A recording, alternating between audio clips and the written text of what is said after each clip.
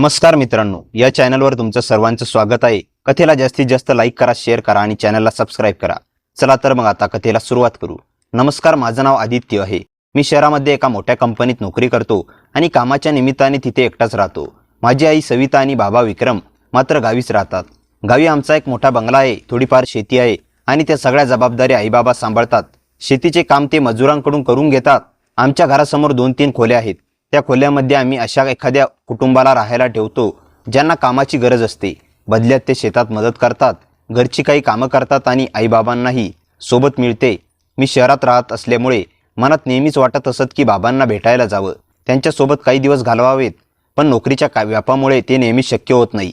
कधी कधी तर 6 महिने, कधी वर्षभर ही गावाला जायला मिळत नाही। आता माझं लग्नाचं वय झालं होतं, त्यामुळे आई बाबा माझ्या लग्नासाठी खूप मागे लागले होते। आई सतत फोन करून म्हणायची, गावी ये रे, आपण मुलगी पाहायला जाऊ। 1-2 मुली पाहिल्या आहेत, पण मी मात्र ऑफिसमध्ये खूप काम असतात, मीटिंग आहेत, प्रोजेक्ट चालू आहेत असं सांगून दिवस ढकलत होतो। खरं सांगायचं तर मला अजून लग्नासाठी मानसिक तयारीच नव्हती। त्या दिवशी मी ऑफिसवरून घरी आलो तेव्हा खूप दमलो होतो। दिवसभराच्या कामामुळे अंगात अजिबात ताकद उरली नव्हती। फ्रेश होऊन शांतपणे जेवण केलं आणि झोपायची तयारी करत होतो। इतक्यात अचानक माझा फोन वाजला। मी फोन उचलला तर आईचा कॉल होता, पण आज तिचा आवाज नेहमीसारखा नव्हता। तिच्या आवाजात भीती होती, काळजी होती आणि रडल्यामुळे शब्दही थरथरत होते। आई म्हणाली, आदित्य बाळ, तुझे बाबा खूप आजारी आहेत, त्यांना हॉस्पिटलमध्ये ॲडमिट केलं आहे, त्यांचा बीपी खूप वाढला आहे। आईचे ते रडणे शब्द कानावर पडताच माझं मन काही क्षणासाठी पूर्णपणे स्तब्ध झालं। डोकं सुन्न झालं, तोंडातून आवाज निघेना, हृदय जोरजोरात धडधडू लागलं। डोळ्यासमोर फक्त बाबांचा चेहरा दिसत होता, पण स्वतःला सावरत मी आईला धीर दिला आणि म्हणालो, आई तू अजिबात काळजी करू नकोस। आत्ताच मी माझ्या गावापासून साधारण 400 किलोमीटर दूर राहत होतो। प्रवासही लांबचा होता, त्यामुळे मी लगेच ट्रॅव्हल्स बुकिंग केलं। घाईघाईने बॅग भरली, आवश्यक सामान घेतलं आणि काही काळातच ट्रॅव्हल्समध्ये जाऊन बसलो। पण त्या प्रवासात माझं शरीर बस होतं, पण मन मात्र हॉस्पिटलमध्ये पोहोचलं होतं। बाबांची तब्येत कशी असेल, ते ठीक असतील ना, आई एकटी कशी सगळं सांभाळत असेल, असे हजारो विचार डोक्यात येत होते। माझ्या आईबाबांनी माझ्यासाठी आयुष्यभर किती कष्ट केले होते याची आठवण होत होती। सुरुवातीला आम्ही खूप गरीब होतो, घरात साध्या कर्जांसाठी पैसे नव्हते, पण आईबाबांनी राबून शेती केली, कष्ट केले, मला शिकवलं, मोठं केलं आणि आज माझ्या नोकरीमुळे सगळं व्यवस्थित झालं होतं। हे सगळं आठवत असताना बसमध्ये बसूनच अचानक माझ्या डोळ्यातून अश्रू वाहू लागले। इतक्या वर्षात पहिल्यांदा मला जाणवलं होतं की नोकरी, पैसा, शहरातलं मोठं आयुष्य या सगळ्यांपेक्षा आईबाबाचं अस्तित्व किती मौल्यवान आहे। मी ऑफिसमध्ये 10-15 दिवसाची सुट्टी टाकली होती। मेल करून वडील आजारी असल्याचं कारण दिलं होतं। बस हळूहळू गावाच्या दिशेने जात होती आणि प्रत्येक मिनिटं मला खूप मोठं वाटत होता। अखेर पहाटच्या थंड वातावरणात मी माझ्या गावात पोहोचलो। तिथून दुसरी बस पकडून थेट हॉस्पिटलमध्ये गेलो। पाठीमागच्या जवळपास 1 वर्षापासून मी आईबाबांना प्रत्यक्ष पाहिलंच नव्हतं, फक्त फोनवर बोलणं व्हायचं, त्यामुळे त्यांना पाहण्याची ओढही मनात खूप वाढली होती। हॉस्पिटलमध्ये पोहोचताच मी घाईघाईने बाबांच्या वार्डात गेलो। बाबा खाटेवर झोपले होते, चेहरा थोडा फिकट दिसत होता, पण त्यांना पाहून माझा जीव थोडा भांड्यात पडला। आई त्यांच्या शेजारी बसली होती। मला पाहताच तिच्या डोळ्यातून अश्रू ओघळले। मीही स्वतःला थांबवू शकलो नाही। मी आईच्या कुशीत शिरलो आणि माझ्याही डोळ्यातून अश्रू वाहू लागले। काही क्षण आम्ही दोघे काहीच बोललो नाही। त्या मिठीत काळजी होती, प्रेम होतं आणि वर्षभराचं अंतरही विरघळून गेलं होतं। थोड्या वेळाने मी आईला विचारलं, आई नक्की काय झालं? आईने डोळे पुसत सांगितलं, पाठीमागच्या 2 दिवसापासून त्यांना थोडा ताप येत होता, पण काल अचानक त्यांना बीपी खूप लो झाला, म्हणून घाबरून हॉस्पिटलमध्ये घेऊन आले। मी बाबांकडे पाहिले, ते शांत झोपले होते। त्यांच्या चेहऱ्यावरचा थकवा स्पष्ट दिसत होता। बाबांच्या खाटेजवळ अजून एक तरुणी बसली होती। तिच्या हातात पाण्याची बाटली होती आणि ती अधूनमधून आईची काळजी घेत होती। अचानक माझं लक्ष तिच्याकडे गेलं। तिच्या चेहऱ्यावर साधेपणा होता, डोळ्यात निरागसपणा होता आणि वागण्यात एक शांत आपुलकी जाणवत होती। मी आईला हळूच विचारलं, आई ही कोण आहे? ती तरुणी मात्र शांतपणे माझ्याकडे, आईकडे पाहत होती। मग आई हलकीशी हसली आणि म्हणाली, अरे ही तन्वी आहे, आपल्या घरी स्वयंपाकाचं काम करते, आपल्या घर समोरच्या जुन्या खोलीत राहते। तिचे आईबाबा गौरी आणि सुधीर आपल्या शेतात काम करतात। कालपासून ही सुद्धा माझ्यासोबत इथेच थांबली आहे। मला एकटीला धीर देत आईचं बोलणं ऐकून मी पुन्हा त्या तरुणीकडे पाहिलं। एवढ्या कठीण प्रसंगातही ती आईसोबत इतक्या मनापासून उभी होती, हे पाहून तिच्याबद्दल मनात नकळत आदर निर्माण झाला।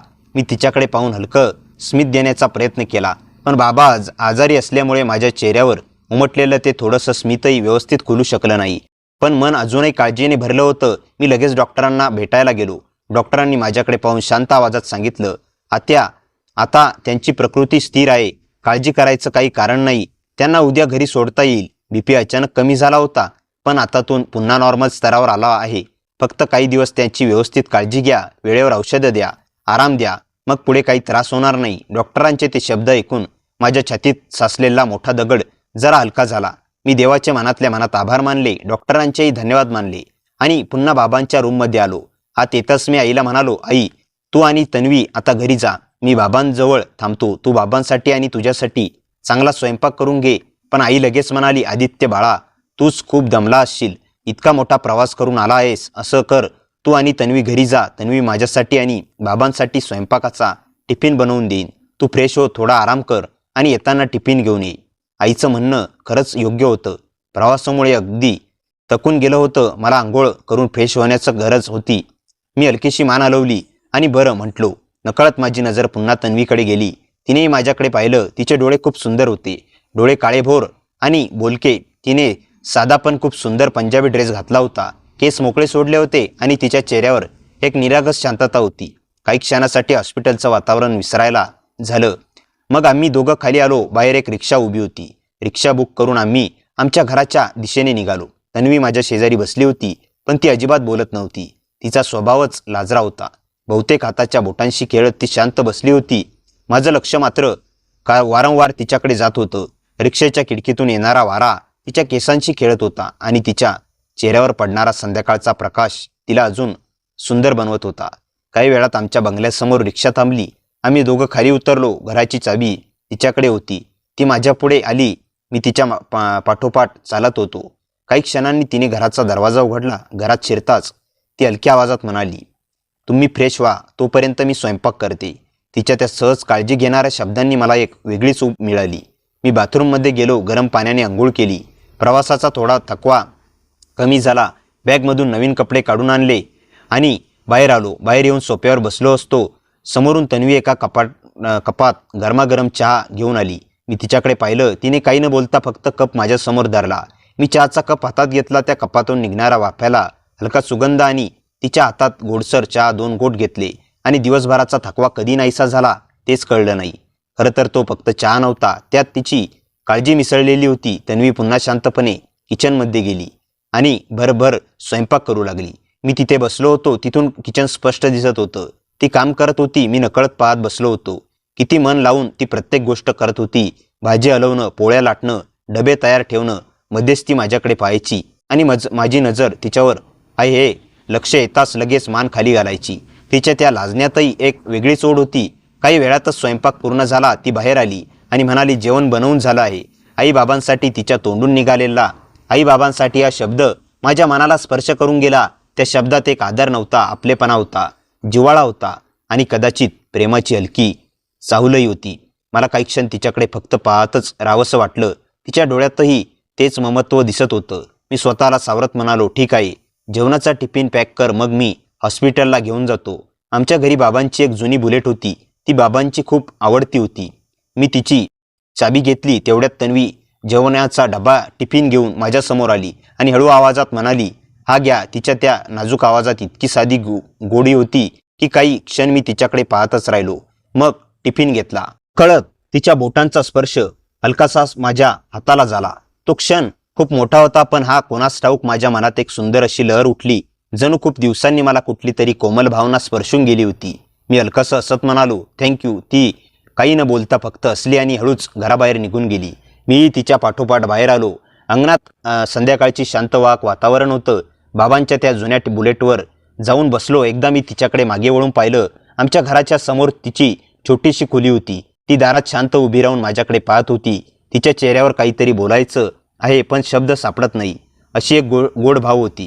काही क्षण आमच्या नजरा एकमेकांना भेटल्या आणि मग मी बुलेट सुरू करून जेवणाचा टिफिन घेऊन हॉस्पिटलकडे निघालो.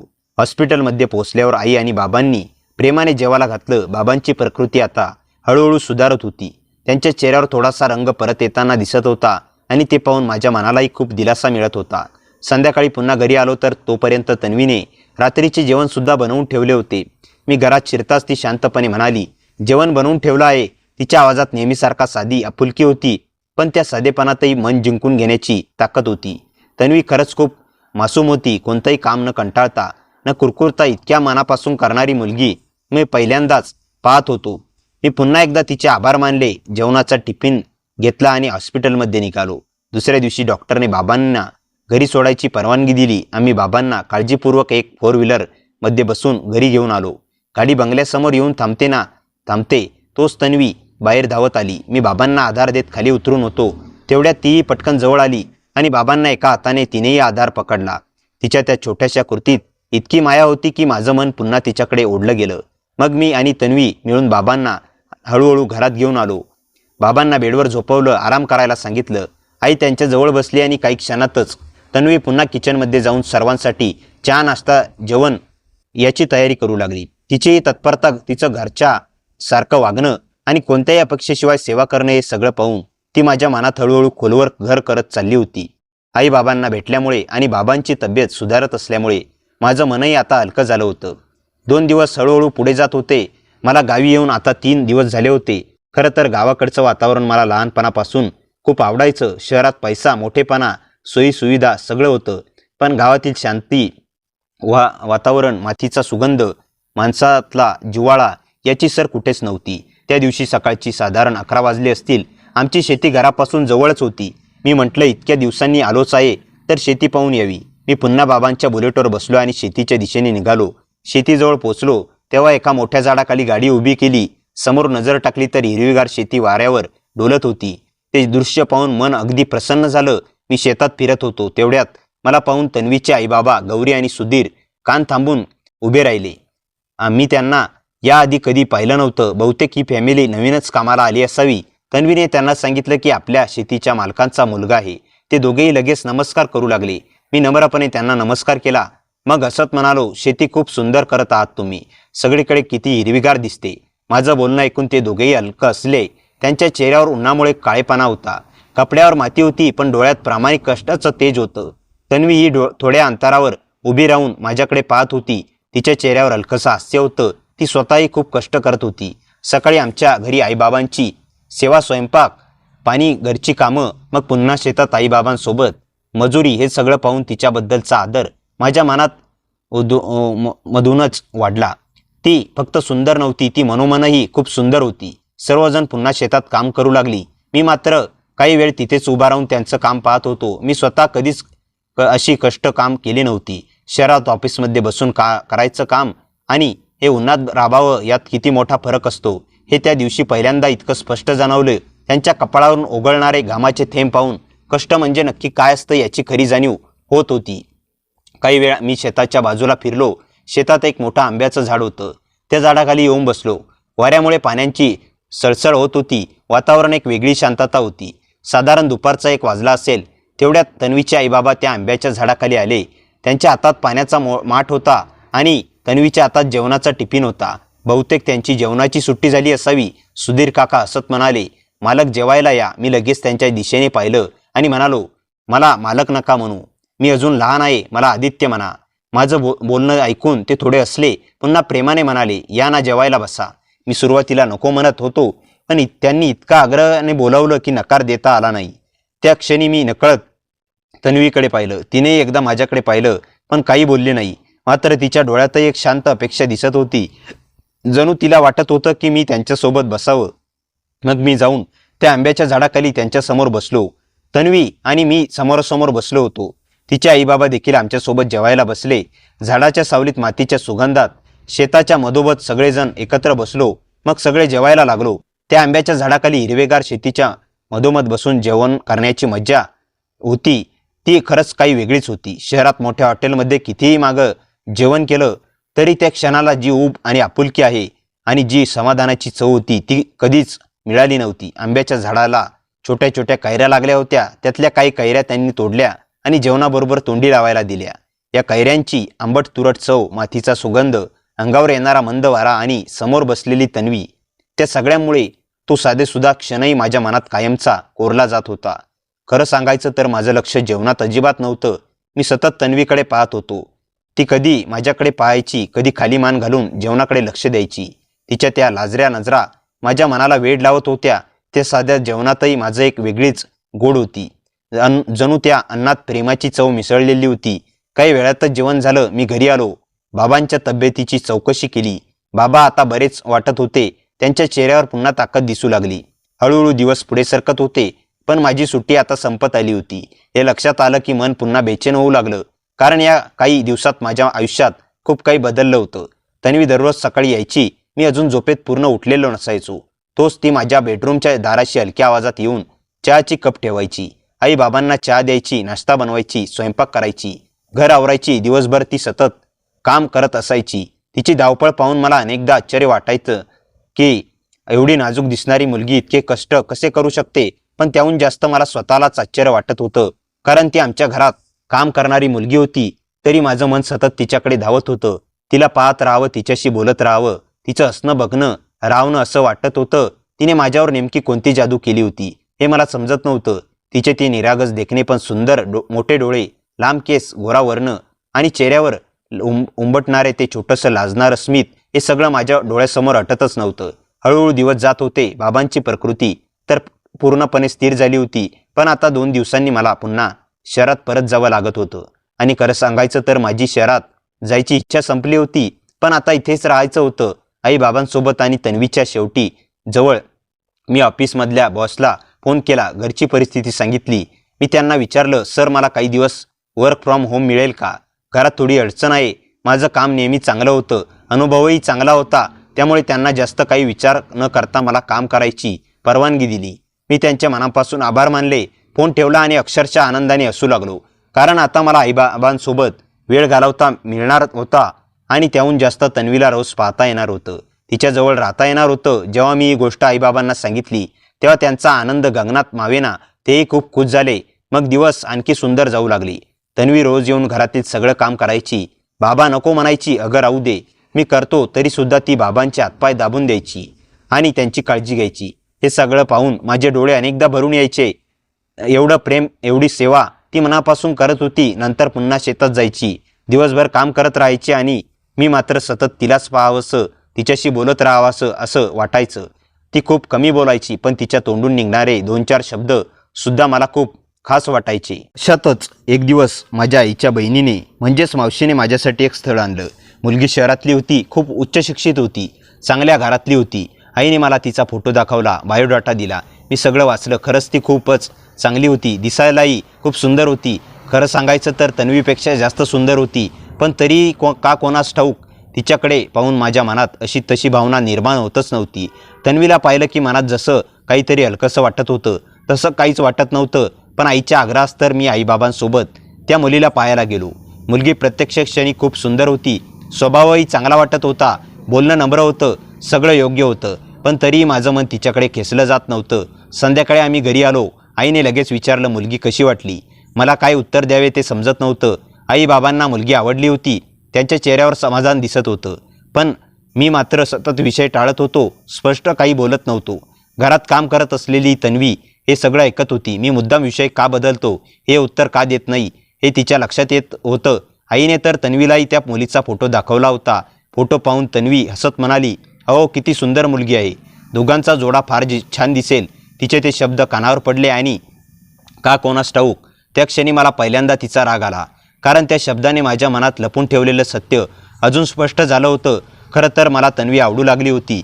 नाही, फक्त आवडत नव्हती, मी तिच्या प्रेमातच पडलो होतो. त्या दिवशी रविवार होता. ऑफिसची सुट्टी असल्यामुळे माझ्याकडे थोडा मोकळा वेळ होता. म्हणून मी पुन्हा शेतात गेलो. दुपारची वेळ होती. वातावरण शांतता होती. मी नेहमीप्रमाणे त्या मोठ्या आंब्याच्या झाडाखाली जाऊन बसलो होतो. हातात एक पुस्तक होतं आणि निवांतपणे ते वाचत बसलो होतो. शेतात मंद वारा वाहत होता. हिरवीगार पिकं हलक्या झुळकीवर डोलत होती आणि त्या शांत वातावरणात मन अगदी प्रसन्न वाटत होतं. दुपारच्या सुमारास तन्वीची आई आणि बाबा जेवायला बसले. त्यांनी नेहमीप्रमाणे मला आग्रह केला, पण त्या दिवशी मी जेवण केलं नाही. तुम्ही करा असं म्हणून मी पुन्हा पुस्तकात लक्ष घालण्याचा प्रयत्न करत बसलो. काही वेळाने माझी नजर शेताच्या कडेला गेली तर तन्वीचे आईबाबा घराच्या दिशेने जाताना दिसले. पण तन्वी मात्र एकटी शेतात काम करत होती राहिली. मला थोडं आश्चर्य वाटलं. काय झालं असेल हे समजलंच नाही. काही वेळाने मी पुस्तक बंद केलं आणि चालत चालत तन्वीच्या जवळ गेलो. ती शेतात खाली वाकून गवत काढत होती. तिच्या पाठीमागून जवळ गेलो तसं तिला माझी चाहूल लागली. तिने मागे वळून पाहिलं. माझ्याकडे पाहून छोटी असली आणि पुन्हा आपल्या कामात गुंतली. मी तिच्याजवळ जाऊन उभा राहिलो. विचारलं, तन्वी, तुझे आईबाबा तर घरी गेले, मग तू अजून काय करत आहेस? ती इथे गवत बाजूला करत शांतपणे म्हणाली, हो, आज आठवडी बाजार आहे ना, त्यासाठी त्यांना तालुक्याच्या ठिकाणी जायचं आहे, म्हणून ते दोघं गेले. थोडंसं काम बाकी आहे, ते संपवलं की मीही जाईल. तिचं उत्तर ऐकून मी पुन्हा त्या आंब्याच्या झाडाखाली जाऊन बसलो. पुस्तक पुन्हा उघडलं. खरं पण लक्ष मात्र अक्षरावर नव्हतं. मन पुन्हा पुन्हा तिच्याकडे जात होतं. अचानक वातावरण बदलायला लागलं. काही क्षणातच आकाशात काळे ढग दाटून आले. सूर्यप्रकाश मंदावला. सगळीकडे हलकासा अंधार पसरला आणि क्षणातचा विलंब न लावता मेघगर्जनेसह हलकासा पाऊस बरसायला सुरुवात केली. आंब्याच्या झाडाखाली पानांमधूनही पावसाचे थेंब माझ्या अंगावर पडू लागले. मी वर पाहिलं. पाऊस वाढत चालला होता. तन्वी अजूनही शेतात काम करत होती. काही क्षणांनी पाऊस जास्तच वाढू लागला आणि मग तीही धावत त्या आंब्याच्या झाडाखाली आली. आता काय करावं हे दोघांनाही समजत नव्हतं. मी पटकन पुस्तक बॅगेत ठेवली. आमच्या दोघांकडे पावसापासून वाचवण्यासाठी काहीच नव्हतं, म्हणून आम्ही दोघेही त्या मोठ्या आंब्याच्या झाडाखाली झाडाच्या बुद्ध्याजवळ जाऊन उभे राहिलो. झाड खूप मोठे होते, पण पाऊस इतका वाढला की पानांच्या फरडीतून पाण्याचे थेंब सतत अंगावर पडत होते. काही क्षणातच आम्ही दोघेही भिजलो. मी तिच्याकडे पाहत होतो. तिचे केस पूर्णपणे भिजले होते. ओले केस गालावर चिटकले होते. चेहऱ्यावर पाण्याचे थेंब हलकेसे उघळत होते. ती हळूच हाताने चेहरा पुसत होती. केसांच्या बाटा कानामागे करत होती. कधी ती माझ्याकडे पाहायची, कधी मी तिच्याकडे. त्या क्षणी तन्वी इतकी सुंदर दिसत होती की माझ्या श्वासांचाही वेग वाढला. पावसाने जणू तिचं सौंदर्य अजून फुलवलं होतं. मी हलक्या आवाजात म्हणालो, तन्वी, आता आपल्याला घरी जायला हवं. पाऊस अजून वाढत आहे. पण खरं सांगायचं तर मनातून त्या क्षणाचा शेवट नको होता. त्या पावसात तिच्यासोबत उभं राहण्यात एक वेगळीच मजा होती. तन्वीलाही बहुतेक तसंच वाटत असावं. मी हलक्या आवाजात म्हणालो, तन्वी, आता आपल्याला घरी जायला हवं. पाऊस अजून वाढत आहे. पण खरं सांगायचं तर मनातून त्या क्षणाचा शेवट नको होता. त्या पावसात तिच्यासोबत उभं राहण्यात एक वेगळीच मजा होती. तन्वीलाही बहुतेक तसंच वाटत असावं. ती हलकंसं हसली आणि म्हणाली, थोडा वेळ थांबूया ना. इतक्या पावसात गेलो तर अजूनच भिजू. तिचं ते साधंसं वाक्य ऐकून माझ्या चेहऱ्यावरही नकळत हसू आलं. आम्ही दोघं काही क्षण शांत उभे राहिलो. आजूबाजूच्या फक्त पावसांचा आवाज, अधूनमधून होणारी मेघगर्जना आणि ओल्या मातींचा दरवळ. त्या वातावरणाने मन अगदी भारावून गेलं होतं. काही वेळाने विजेचा मोठा कडकडाट झाला. त्या आवाजाने तन्वी क्षणभर घाबरली आणि नकळत माझ्या थोडी जवळ आली. तिच्या डोळ्यात क्षणभर भीती दिसली, पण हसत म्हणालो, घाबरू नकोस, काही होणार नाही. ती स्वतःला सावरत म्हणाली, लहानपणापासून मला विजेच्या आवाजाची खूप भीती वाटते. मी तिच्याकडे पाहत म्हणालो, मग आज मी आहे ना. हे शब्द माझ्या तोंडून सहज निघून गेले. ते ऐकताच ती काही क्षण माझ्याकडे पाहत राहिली. तिच्या ओठावर हलकंसं स्मित उमटलं, पण तिने काहीच उत्तर दिलं नाही. आमच्या पुन्हा शांतता पसरली. काही वेळाने पावसाचा जोर थोडा कमी झाला. मी म्हणालो, चल आता निघूया. ती मान हलवत माझ्यासोबत चालू लागली. शेतातून जाणारी छोटी पायवाट पूर्ण चिखलाने भरली होती. आम्ही सावधपणे चालत होतो. एका ठिकाणी तिचा पाय घसरला. ती पडणार इतक्यात मी पटकन तिचा हात धरला. तिचा हात माझ्या हातात आला आणि काही क्षण तसाच राहिला. आम्ही दोघे एकमेकांकडे पाहत राहिलो. तिच्या चेहऱ्यावर लाजरे हास्य होतं. तिने अलगद हात सोडवला आणि खाली मान घालत म्हणाली, धन्यवाद. मी फक्त हसलो. पुढे चालताना आम्ही दोघंही फारसं काही बोललो नाही, पण त्या शांततेतही खूप काही बोललं जात होतं. घराजवळ पोचलो तेव्हा पाऊस जवळजवळ थांबला होता. अंगणात पोचताच आईने आम्हा दोघांकडे पाहिलं. आम्ही पूर्ण भिजलो होतो. आई हसत म्हणाली, अरे बापरे, तुम्ही दोघं तर अगदी पावसात अडकून आलात दिसतं. तन्वी लगेच म्हणाली, हो काकू, अचानक खूप जोराचा पाऊस आला. आईने तिला लगेच घरात जाऊन गरमागरम चहा घ्यायला सांगितलं. ती निघून गेली, पण जाताना तिने एकदा माझ्याकडे वळून पाहिलं. तिच्या त्या नजरेत एक वेगळीच आपुलकी होती. संध्याकाळी मी माझ्या खोलीत बसलो होतो. हातात पुस्तक होतं, पण वाचण्याची इच्छा नव्हती. डोळ्यासमोर सतत पावसात भिजलेली तन्वी, तिचं हसू, तिचे ओले केस आणि माझ्या हातात आलेला तिचा हात, हे सगळंच फिरत होतं. त्या दिवसानंतर माझ्या मनात एक गोष्ट अगदी स्पष्ट झाली होती.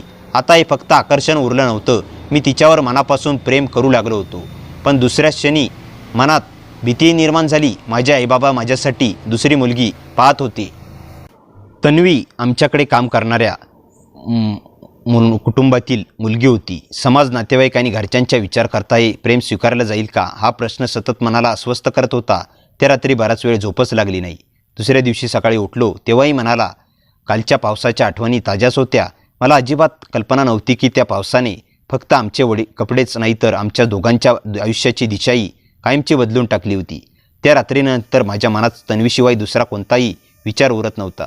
सकाळी उठल्यावर पहिली आठवण तिची यायची आणि रात्री झोपताना शेवटचा विचारही तिचाच असायचा. पण हे सगळं मनात दडून ठेवणं भाग होतं, कारण माझ्या भावना व्यक्त करण्याची हिंमत माझ्यात नव्हती. दुसऱ्या दिवशी मी नेहमीपेक्षा लवकर शेतावर गेलो. मनात कुठेतरी आशा होती की तन्वी भेटेल. काही वेळाने ती डोक्यावर पाण्याचा अंडा घेऊन पायवाटेने येताना दिसली. कालच्या पावसानंतर आज तिच्या चेहऱ्यावर वेगळंच तेज होतं. मला पाहताच ती हलकसं हसली, मीही हसलो. पण आमच्यात शब्द नव्हते, फक्त नजरा बोलत होत्या. ती माझ्याजवळ आली आणि म्हणाली, काल तुम्ही नसता तर मी नक्की पडले असते. मी सहज म्हणालो, तू पडली असतीस तर तुला चांगलं लागलं असतं आणि मला त्यापेक्षा जास्त दुखलं असतं. माझं उत्तर ऐकून तिच्या गालावर हलकीशी लाली उमटली. तिने खाली मान घातली. काही क्षण दोघांनाही काय बोलावं ती सुचत नव्हतं. तेवढ्यात तिच्या हातातला अंडा उचलत मी म्हणालो, दे, मी ठेवतो. ती लगेच म्हणाली, नको, लोकांनी पाहिलं तर काय म्हणतील. मी हसत म्हणालो, लोकांचं काम बोलणं आहे. तीही नकळत असली. त्या दिवसापासून आमच्यातील अंतर कमी व्हायला लागलं. मी शेतावर गेलो की ती नकळत माझ्या आसपासचं काम करायची. मी पुस्तक वाचत बसलो की ती अधूनमधून माझ्याकडे पाहायची. कधी मी वर पाहिलं की ती लगेच दुसरीकडे पाहायची. त्या छोट्या छोट्या क्षणात आमचं नातं शांतपणे फुललं होतं. एके दिवशी संध्याकाळी सूर्य मावळत होता. आकाश केशरी रंगानं भरलं होतं. मी आंब्याच्या झाडाखाली बसलो होतो. तन्वी माझ्याजवळ आली आणि म्हणाली, एक गोष्ट विचारू? मी म्हणालो, विचार. ती काही क्षण शांत राहिली आणि मग म्हणाली, तुम्ही त्या शहरातल्या मुलीला हो म्हणणार आहात का? तिचा आवाज शांत होता, पण डोळ्यात काळजी स्पष्ट दिसत होती. मी तिच्याकडे पाहत विचारलं, तुला माझ्या उत्तराने काही फरक पडतो का? माझा प्रश्न ऐकताच ती गोंधळली. क्षणभर ती काहीच बोलली नाही. तिच्या डोळ्यात पाणी तरळलं. ती हळू आवाजात म्हणाली, फरक पडतच नसता तर मी हा प्रश्न विचारलाच नसता. त्या एका वाक्याने माझं हृदय जोरात धडधडू लागलं. मी तिच्या अगदी जवळ गेलो. आमच्यात आता फक्त काहीच इंचाचं अंतर होतं. वारा तिचे केस उडवत होता. ती माझ्याकडे पाहत होती. मी पहिल्यांदाच तिचा हात हलकेच हातात घेतला. तिने हात मागे घेतला नाही, उलट तिची बोटं माझ्या बोटात अलगद गुंतली. त्या स्पर्शाने जणू वेळच थांबली होती. मी हळू आवाजात म्हणालो, त्या मुलीचा फोटो पाहिला तेव्हाच मला समजलं होतं की माझं मन दुसरीकडे आहे. आणि आज मी तुला खोटं बोलू शकत नाही तन्वी. मी तुझ्यावर प्रेम करतो. हे शब्द ऐकताच तिच्या डोळ्यातून आनंदाश्रू वाहू लागले. ती हलक्या आवाजात म्हणाली, मी सुद्धा खूप दिवसापासून तुमच्यावर प्रेम करते, पण माझी जागा काय आहे हे मला माहीत होतं, म्हणून मी कधीच बोलले नाही. त्या क्षणी आमच्या दोघांच्याही डोळ्यातून अश्रू होते.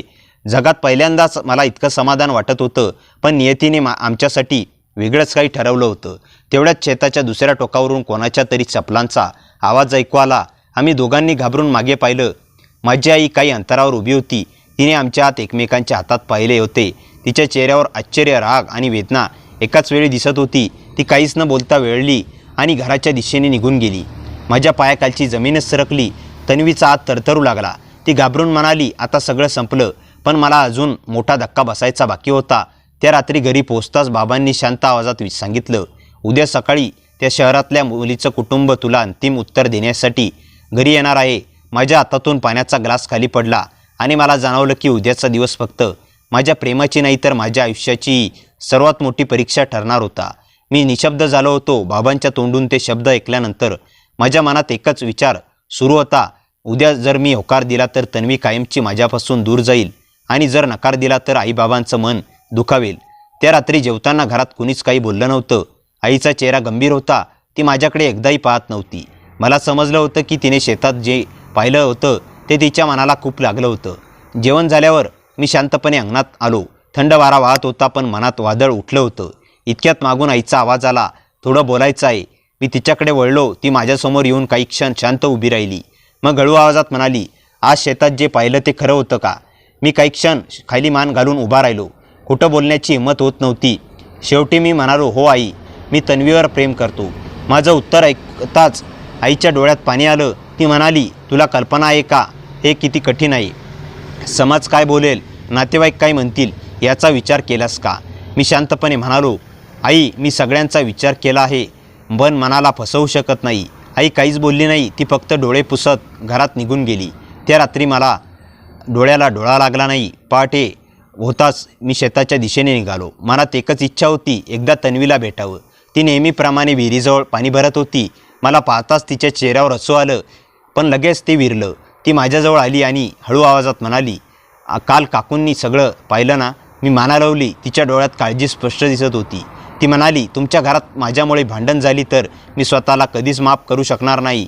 मी तिचे शब्द ऐकून म्हणालो, तू काही चुकीचं केलं नाहीस. प्रेम करणं चूक नाही. ती माझ्याकडे पाहत राहिली. अचानक तिने तिच्या ओढणीच्या घडीतून एक छोटासा कापडी रुमाल काढला. तो माझ्या हातात देत म्हणाली, हा माझ्याकडे लहानपणापासून आहे. जेव्हा मला खूप भीती वाटते तेव्हा मी तो जवळ ठेवते. आज तो तुम्ही ठेवा. मी तो रुमाल हातात घेतला. त्यावर तिच्या नावाचं पहिलं अक्षर सुंदर भरतकामाने शिवलेलं होतं. मी तो जपून खिशात ठेवला. तेवढ्यात दुरून तिचे बाबा येताना दिसले. मी लगेच 2 पावलं मागे झाली आणि पुन्हा कामाला लागली. मीही काही न बोलता निघून गेले. दुपार झाली. शहरातून ती मुलगी, तिचे आईवडील आणि काही नातेवाईक आमच्या घरी आले. घरात पाहुणचार सुरू झाला. माझं मन मात्र पूर्णपणे अस्वस्थ होतं. काही वेळाने आईने मला हाक मारली, चल सगळे तुझी वाट पाहत आहेत. मी हॉलमध्ये गेलो. समोर ती मुलगी शांतपणे बसली होती. सगळ्यांच्या नजरा माझ्यावर होत्या. बाबांनी असत विचारलं, तर सांग तुझा निर्णय काय? मी खोल श्वास घेतला. आता सत्य सांगण्याशिवाय दुसरा मार्ग नव्हता.